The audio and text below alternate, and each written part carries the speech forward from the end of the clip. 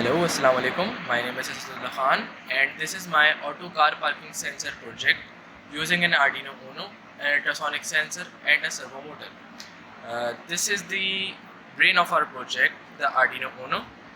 Here we have an ultrasonic sensor and this is the servo motor. And as the car approaches the sensor, the ultrasonic sensor detects the distance and sends the signal to the Arduino. The Arduino then processes this data and signals the servo motor to move. The code running on the Arduino is relatively very simple. Let's see how it works.